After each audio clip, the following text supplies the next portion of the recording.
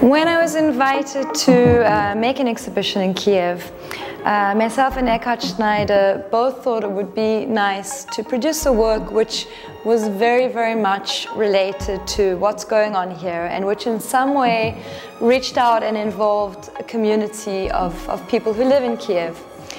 This piece is called Portrait of an Artist. I've invited any Ukraine-based artist to submit a portrait of me. The idea was that there were very few restrictions.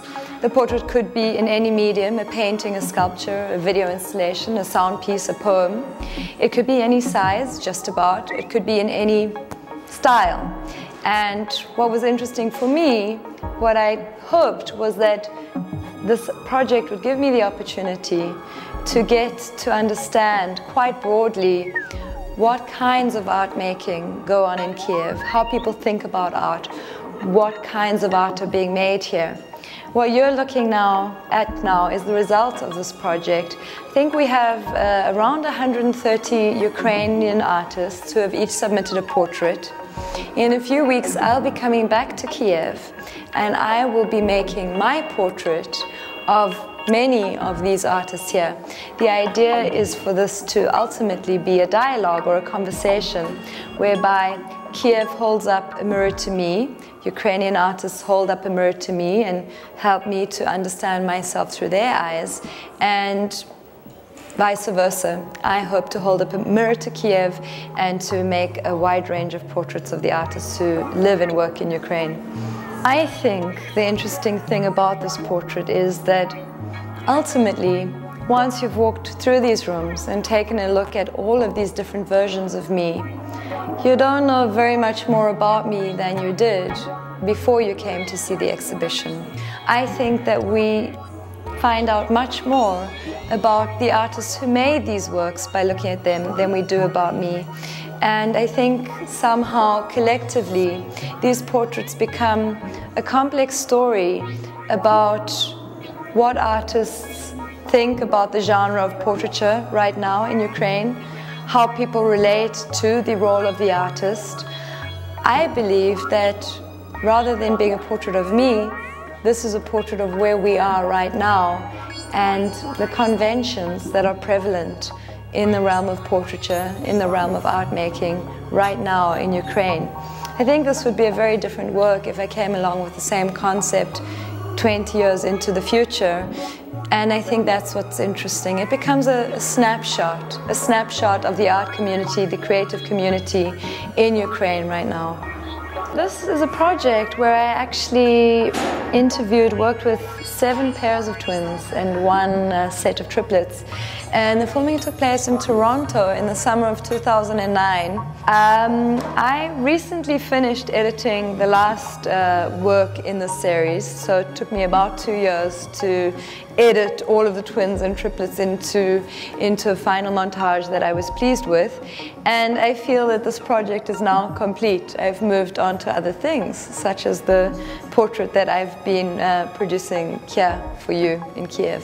So Factum Tang is a triple portrait of identical triplet sisters, Jade, Joelle and Mariah Tang. They are a Canadian trio who happen to be of Ukrainian and Chinese extraction. I think that in the case of triplets and twins, our very general search, reaching for identity, the attempt that each and every one of us feels or makes to distinguish ourselves as individuals is, in the case of twins and triplets, exaggerated dramatically. These 3 sisters have the identical genetic imprimatur. They have the same parents, they've been to the same schools, they've grown up in almost identical social and cultural conditions, and therefore in their case the need to define themselves as other, the need to analyze their own personality differences, differences in their aspirations, the differences in their relationship to family are exaggerated quite extremely. One sister being a little taller than the other becomes a major difference, one of the sisters being half a kilogram lighter or heavier than the other two sisters becomes a defining feature which the three use to narrate their individuality. And I think that in a way, although this kind of struggle for individuality is exaggerated in the case of the triplet Tang sisters, we all, to some extent, know what it means to try and imagine ourselves as other than a sibling, than a parent, than a friend, than a colleague.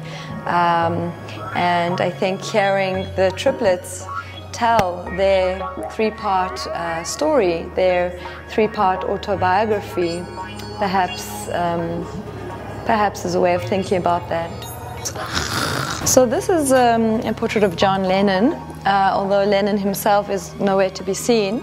It's a piece which I made in Newcastle in the United Kingdom, a northern city which is not too far away from Liverpool, the city where John Lennon was born.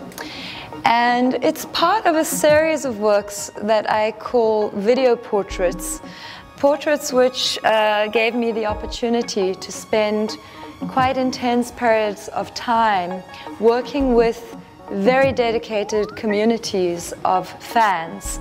In this case, obviously, fans of John Lennon.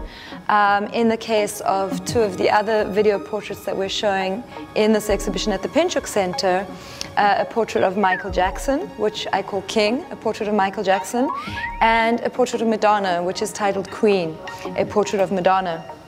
And each fan was invited one by one into a professional recording studio. In post-production, we were able to bring together each of those individual takes and synchronize them into one composite portrait. What I was interested in doing was directing attention away from the figures who we would expect to see, who we are so familiar with. There are so many images circulating in the world already of John Lennon, of Madonna, of Michael Jackson. What interests me more is their aura, the allure that they exert, the ways in which their fans and those who listen to and identify with their music are drawn to these icons. And so for me, in a sense, in order to understand these figures, their cultural relevance, it made sense to look to their dedicated fan communities. In the case of the portrait of John Lennon, to me, intuitively, it made sense to shoot this piece in Northern England. And interestingly enough, when we put out a call for fans of John Lennon, the majority of the fans who responded, perhaps obviously, were slightly older fans, which interested me because I think it's simplistic to think of the fan as just a teenager. The fan can be just about anyone. You can be a fan of Dostoevsky, you can be a fan of football, you can be a politics, a fan of a political junkie. The other portraits which we're showing at the PinchukArtCentre are portraits of the king and queen of pop. Of course, I'm talking about Michael Jackson and Madonna. And the interesting thing about making these portraits was that these are all figures who draw very different kinds of fans. The communities of fans that I worked with were very different. So we shot the portrait of Madonna in Milano, in Italy, and of course with very enthusiastic Madonna fans. And I think you'll notice that the Madonna fans are attracted to Madonna out of their interest in a very performative identity. They're interested in Madonna's ability to mold and shape herself, to keep on reinventing herself. And I think that you will see some of that reflected in their performances, in the way, the kinds of props that they bring to the shoot, the way that they dress themselves, the kinds of makeup that they wear. It's important to say that each and every one of the fans who I work with is given absolutely free choice as to what clothes they will wear to the shoot, what makeup they will wear. Will they bring props? Will they stand confidently, look into the camera and sing? Or will they be shy and inward, looking down at their feet as they re-perform the album? In the case of Madonna, we shot the entire Immaculate Collection album, an album of a little more than 73 minutes in length. Again, each fan was invited one by one into a professional recording studio in Milan to offer us their version of this album, the Immaculate Collection.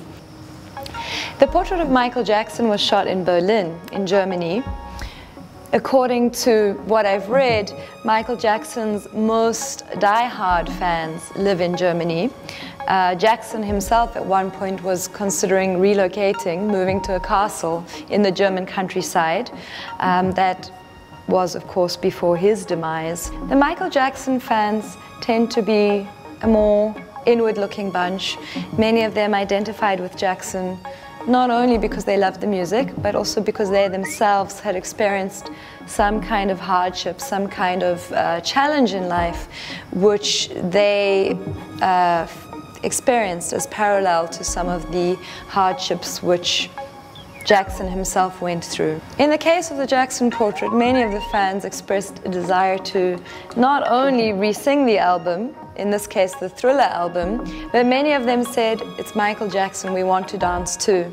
Therefore, we decided to shoot that portrait in a full body format, giving those fans who are interested in dancing and moving a little bit the opportunity to express themselves more fully.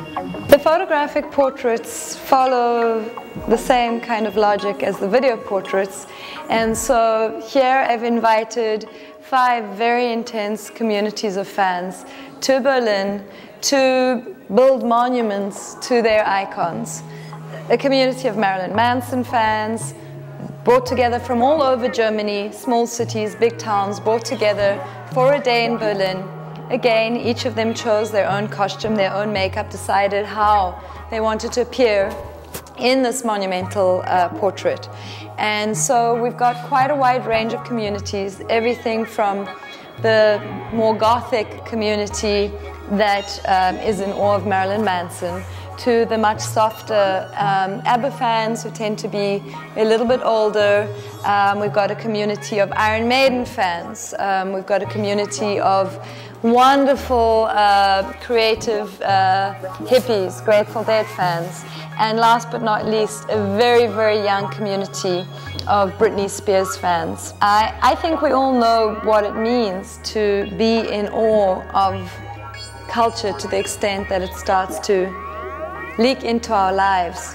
Whether it's literature, whether it is poetry, whether it is art, whether it is music, there's something very interesting about that feeling of being empowered by culture. And so, in a way, these photographic portraits, along with the video portraits, are an exploration of that complex web of identifications between those who produce culture and those who absorb it.